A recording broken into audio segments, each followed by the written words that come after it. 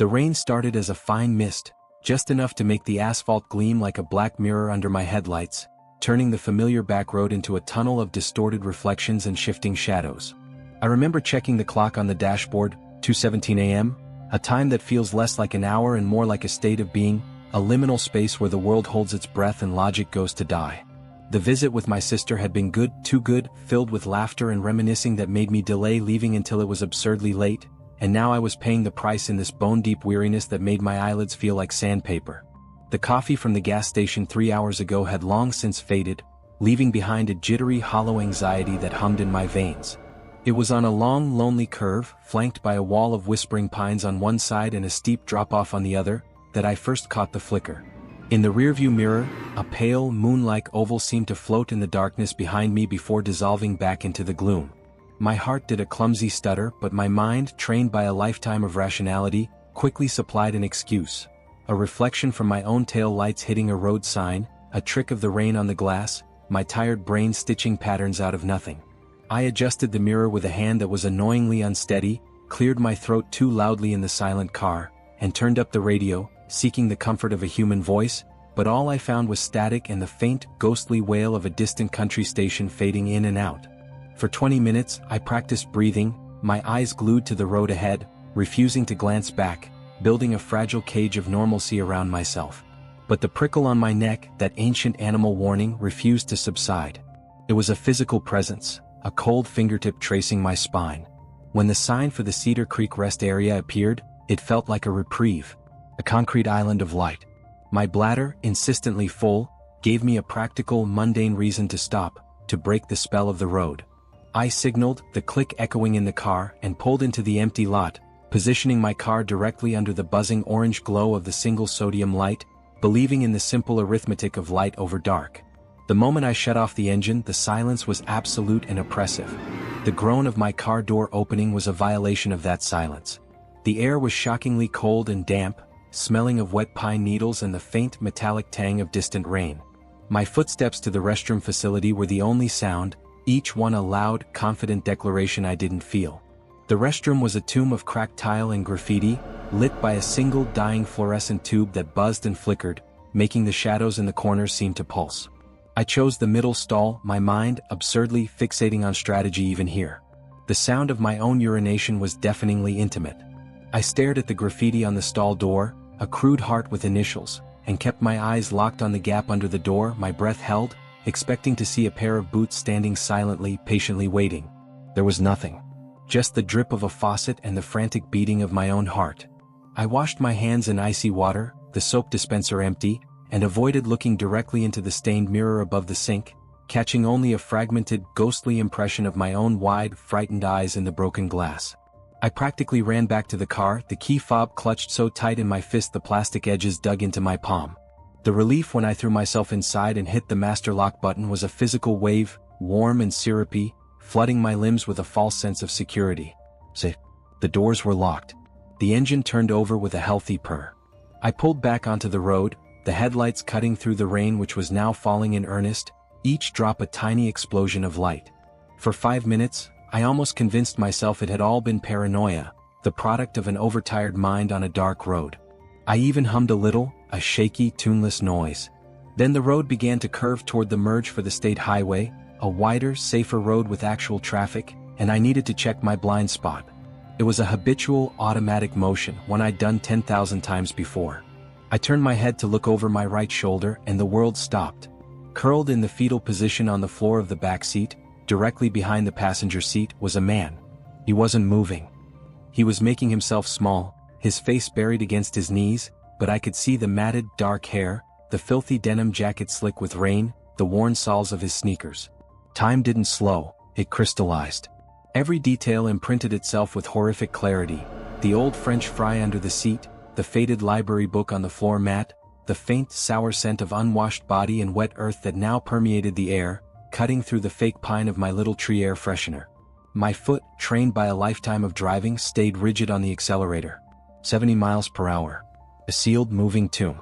A sound escaped my throat, not a scream but a thin, high whine, like air leaking from a tire. My eyes snapped back to the road, then to the rearview mirror. He hadn't moved. The logic of it, the terrifying, patient logic, unfolded in my frozen mind. He'd been waiting at the rest area. He'd seen me park, seen me walk to the bathroom. He'd slipped out from the tree line, hidden by the shadow of my own car, and when I'd unlocked the doors with the fob, he'd opened the back door and slid onto the floor, silent as a shadow. He'd been there the whole time, listening to me breathe, hearing me mutter to myself about the weather. Waiting. For what? The bridge was coming up. The Blackwater River Bridge, a high, narrow span with a concrete barrier and no shoulder, a 200-foot drop to icy, churning water. A plan, desperate and monstrous, formed in the icy void of my panic. I could not stop this car. Stopping was an invitation to the violence in his still, waiting form. But the bridge, the physics of the bridge. My hands were slick with sweat, sliding on the leather of the steering wheel. I didn't signal. I didn't slow. I just yanked the wheel to the right with all my strength, aiming the passenger side of the car directly for the solid concrete barrier of the bridge railing. At the last possible millisecond, a moment before impact, I wrenched the wheel back left, overcorrecting violently. The car swerved, the tires lost traction on the wet pavement, and we went into a controlled, screaming skid. The centrifugal force was immense, a giant's hand pressing me into my seat. And from the back I heard it, the sharp crack of the rear door latch failing, the hollow bang of the door flying open, a sickening thud, a scrape of fabric and flesh on asphalt, and one single, truncated cry that was instantly swallowed by the roar of the wind and the river far below. I didn't stop. I couldn't. I drove for 20 miles in a blind, sobbing haze, the door ajar, light a persistent, accusing eye on my dashboard, before I found a bustling, brightly lit truck stop. I parked between two massive, rumbling semis, their diesel engines vibrating through my frame. Only then, under the blinding white fluorescence, did I turn. The back seat was empty. The left rear door was slightly ajar. And on the floor mat, lying on its side, was a single mud-caked sneaker. I never called the police. What would I say? I never searched the news for a body found near the Blackwater Bridge. The moral calculus of it eats at me in the quiet hours. I may have murdered a man. A desperate, homeless man who sought shelter from the rain in a warm car. I tell myself that story sometimes, to feel the full weight of the guilt, because it's almost easier to bear than the truth. The truth I saw in that single, frozen glance. When I looked back, before my mind fully processed the horror, my eyes had registered one detail, a detail that my consciousness only allowed me to remember later, in the safety of the truck stop lights. His hand clenched tight by his side. Not empty. Wrapped around the handle of a long, heavy screwdriver, its sharpened tip filed to a vicious, gleaming point, catching a sliver of light from a passing street lamp as we sped toward the bridge. He wasn't seeking shelter. He was waiting for the road to get lonelier, and I was just the driver taking him there. The dream of the old Craftsman house on Hemlock Street died by slow degrees, not with a bang but with a smell. It was a sweet, cloying, metallic odor that first greeted us not when we moved in, but a week later, when the first true cold snap of autumn hit and we reluctantly turned on the vintage furnace for the first time. My wife, Clara, wrinkled her nose as warm air groaned through the vents. "Something died in the walls," she said, with the casual certainty of someone who'd grown up in the country. I agreed, picturing a possum or a nest of mice in the ductwork, an unpleasant but fixable problem. We sprayed disinfectant into the floor registers until the house reeked of artificial lavender and decay, a truly nauseating combination. But the smell always returned, stronger, richer, more insistent with each cycling of the heat. It wasn't just rotten, it was gourmet, complex, with a top note of old pennies and a foul, meaty base. We stopped using the furnace, opting for space heaters that huddled in corners like electronic campfires, their orange coils failing to pierce the deep, settling cold of the old house. The basement was the culprit, we knew. It was the one part of the character-filled home we'd avoided during the walkthrough, a damp, sprawling crypt with a stone foundation and a section of raw earth floor where the previous owner, an old gardener, had supposedly stored his prized potatoes. The furnace sat there, a hulking oil-burning brute from the 1950s, painted a cheery, incongruous white, its pipes ascending like skeletal arms into the joists of our home. Clara began having nightmares. Not vague, shadowy terrors, but specific, recurring visions. She'd wake gasping, her hand clamped over her mouth, and whisper, "He's under the house. He's scratching at the dirt, trying to find a way up." I'd soothe her, blaming the stress of the new mortgage, the strange sounds old houses make. But then the sounds began. They weren't the pops and groans of contracting timber. They were soft, deliberate, and intimately connected to the furnace. 5 minutes after the unit, which we now only ran for absolute emergencies, would shutter off, the scratching would start. A gentle, persistent scritch scritch scritch, like a dog wanting to be let in, but it didn't come from the walls. It seemed to emanate from the vents themselves, moving as if something was crawling through the ductwork, tracing the path the warm air had just taken. I'd stand frozen in the hallway, my ear to a cold air return, and the scratching would stop. The moment I took a step back, it would resume directly beneath my feet. It felt less like a haunting and more like a taunt. My rational mind, my last fraying tether to sanity, insisted it was tree roots or a loose pipe vibrating or the infamous house settling. But my body knew. My skin knew. Every hair stood at attention. The final straw was the night the power flickered during a storm. The space heaters died, plunging us into a cold so profound it felt solid. Lily, our 3-year-old, woke up crying, her breath forming little clouds. With a curse, I trudged down to the basement to reset the ancient circuit breaker, my flashlight beam a frail spear in the overwhelming dark. The dirt floor area looked different. Not dramatically, but the surface, usually smooth and packed, was disturbed, as if something had burrowed up from below and then been hastily patted back down. My blood went cold. As I stood there, the furnace, triggered by a separate thermostat, ignited with a sudden jarring whump that made me cry out. The flames roared behind its little soot-stained window, and over that roar, I heard it. A voice. It wasn't a ghostly moan or a demonic growl.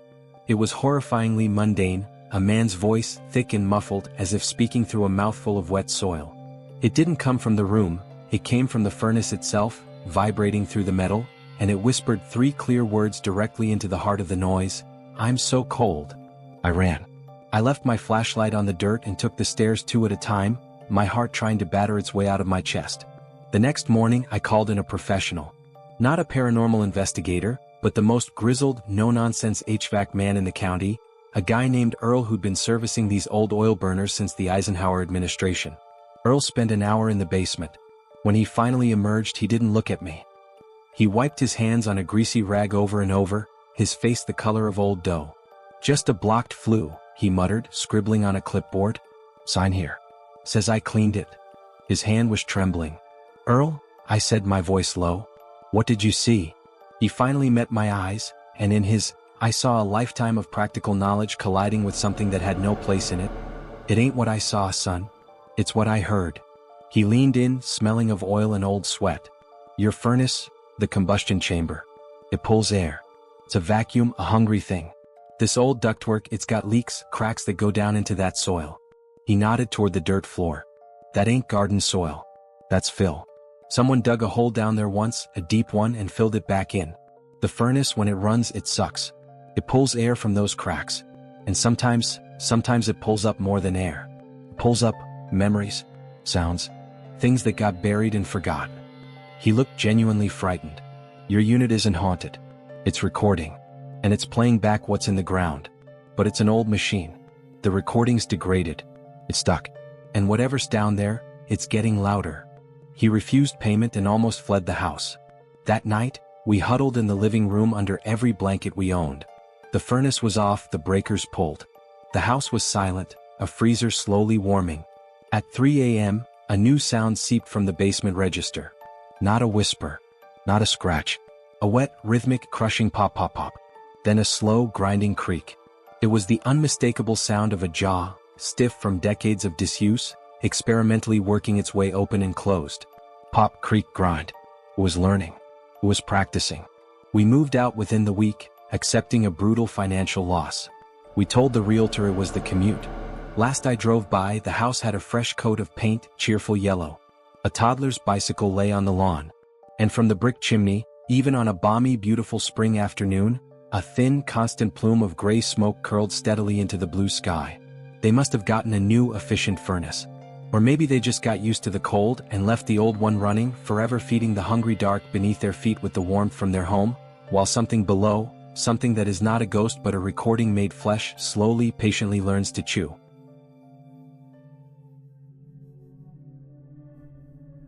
The digital babysitter, that's what we called it. A sleek, modern monitor with a crystal-clear video feed, night vision that turned our daughter's nursery into a serene green-tinted sanctuary, and two-way audio so my voice could soothe her from anywhere in the house. For the first few months it was a lifeline. I'd watch the little screen more than the TV, mesmerized by the rise and fall of Chloe's chest, her tiny fingers curling in sleep. The love you feel is so profound it borders on terror. You become a satellite of anxiety orbiting this fragile, perfect life. The first sign was a shadow. Not a vague blur, but a distinct vertical shadow that slid across the edge of the frame behind the rocking chair at exactly 1:18 a.m. I was up for a feeding, my mind bleary, and I rewound the cloud storage on the app. The shadow wasn't there in the recording. It was only in my live view. I chalked it up to a car's headlights passing outside, a trick of the infrared, my exhausted eyes. My wife, Jen, slept soundly beside me, unaware of the cold knot forming in my stomach. Then came the audio anomalies. I'd be in the kitchen, steam from the bottle warmer fogging the window, and through the monitor speaker I'd hear a faint rhythmic shush shush shush, the exact cadence I used to lull Chloe to sleep. But my lips were still. The monitor's parent unit sat on the counter, a silent black rectangle. The sound seemed to come from inside it, from the nursery end, a phantom mimicry of my own comfort. We laughed about it, a nervous, brittle laughter. "Maybe we have a ghost nanny," Jen joked, but her eyes didn't crinkle at the corners the way they usually did when she smiled. Chloe started waking at the same time every night, 3:03 a.m. Not a fussy, hungry cry, but a sharp, shrieking panic that jolted us from bed. We'd race in and she'd be standing in her crib, not facing the door, but facing the corner where the camera was mounted on the wall. Her little body would be rigid, her eyes wide and fixed on that single spot in the darkness. We'd scoop her up, her heart hammering against my chest, and she'd bury her face in my neck, but her eyes, when I'd try to lay her back down, would dart back to that corner, watchful and scared. We changed monitors. The new one, a different brand with higher security promises, did the same thing. We moved her to our room in a portable crib. She slept soundly for 2 nights. On the third, at 3:03 a.m., the two-way audio activated by itself. A voice, digitally stretched and compressed into something alien, yet chillingly familiar in its cadence, whispered from the nursery unit speaker. It was my voice, but wrong, a corrupted audio file of me saying, "Daddy's right here." Jen heard it that time. We didn't speak. We just stared at each other in the dark, the truth solidifying between us. I ripped the camera from the wall the next morning. We went analog, buying a simple, audio-only monitor that was just a receiver and a transmitter, no Wi-Fi, no internet, no screen. The peace was palpable, a thick, comforting blanket. For 2 weeks we slept. The breaking point was mundane. Jen was giving Chloe a bath. She'd taken the parent receiver into the bathroom with her, its little green light glowing on the edge of the sink. I was in the living room, finally relaxing, when the receiver in my hand crackled to life. I heard the splash of bath water, Jen singing "Twinkle Twinkle," Chloe's happy gurgle. And then, clear as day, a man's voice, soft, intimate, and dripping with a vile familiarity, spoke right into the microphone from the bathroom. "She has your eyes." It wasn't a whisper. It was a statement, a possessive observation. I was moving before the sentence ended, a roar trapped in my throat, bursting into the bathroom to find Jen alone with a splashing, giggling baby. The parent unit sat on the sink, its light steady. She hadn't heard a thing. Her smile faded when she saw my face. "What's wrong?" she asked, and I couldn't even form the words. "We hired a cybersecurity firm. They swept the house. No hacked networks, no hidden cameras, no Bluetooth leeches. Their final report suggested acoustic pareidolia, the tendency to hear meaningful sounds in random noise. They recommended a white noise machine. We got a dog instead, a big, stoic German shepherd named Rex. The first night Rex slept outside Chloe's closed door, he growled at 3 a.m. A low, continuous rumble that vibrated through the floorboards. Then he whined, a high-pitched, terrified sound, and scratched frantically at our bedroom door until we let him in. He refused to go near her room after that. My last stand was a physical, wired security camera. No wireless signal, no cloud. A thick coaxial cable would run from a camera in her new room, down the hallway, and plug directly into a dedicated monitor on my nightstand. It was a closed circuit. It was foolproof. That night, I watched the black and white feed. Chloe slept peacefully in her big girl bed. The room was still. At 3:03 a.m., the monitor's screen didn't flicker. It glitched. For one single horrific frame, a fraction of a second, the image was replaced. It wasn't Chloe's room. It was a different room, dark, wood-paneled, lit by the same sickly green hue of night vision. And in the center of the frame, sitting in a worn wingback chair, was a man. He wasn't looking at a crib. He was looking directly into the lens. He was smiling a small, knowing smile. And in his hands, resting on his lap, was a monitor of his own. On its screen, grainy and black and white, was a live image of me sitting in my bed watching him. Our eyes met across a void that wasn't just physical. He saw me seeing him. The feed snapped back to Chloe's sleeping form. I didn't move. I didn't breathe. The terror was no longer of an intruder or a ghost. It was a deeper, more existential dread. The closed circuit wasn't closed. It was a loop and I was just a node in it. He wasn't in the house. He was in the signal, in the very idea of observation itself. We moved across the country. We live in a small apartment with no smart devices. Chloe is 4 now. She's a happy kid. She loves to draw. She draws our family, me, Jen, Rex, and her. And in every single picture, without fail, standing just behind me, sometimes with a hand on my shoulder, sometimes just hovering at my back, is a tall man with a kind smile. She calls him her screen friend. She says he tells her stories when she's falling asleep, stories about the other kids he watches. The worst part, the part that dismantles me piece by piece every time I tuck her in, isn't that he's still here. It's that in her drawings he looks gentle. He looks happy. And she has drawn him into our family portrait, making him real, making him permanent, a smiling silhouette forever etched just over my shoulder, a part of the picture I can never, ever tear out.